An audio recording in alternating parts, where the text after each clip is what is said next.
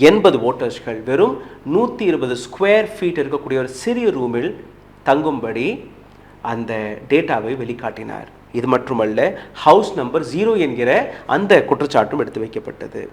தகப்பனாருடைய பேர் DFOJGAIDF என்று எழுதப்பட்டது.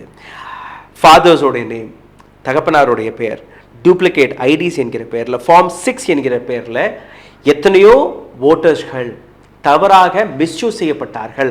அதுவும் அங்கே எக்ஸ்போஸ் ஆனது. இது போன்ற ஏராளமான விஷயம். இதே போன்ற இன்னொரு கான்ஸ்டிடுவன்சியான ராஜாஜி நகர்லேருந்தும் 1 லட்சத்திற்கும் மேற்பட்ட ஓட்டர்ஸ்கள் திருடப்பட்டதாக கூறியிருந்தார்கள்.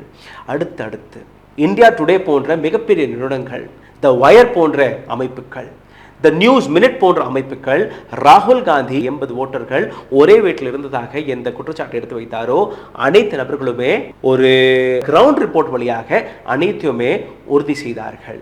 அதாவது இம்பாக்ட் இல்லை என்று எதை நீங்கள் கூறுகிறீர்களோ அதற்கான இம்பாக்ட் நேரடியாக social media and main stream media வழியாக மக்களிடம் போய் சேர்ந்தது.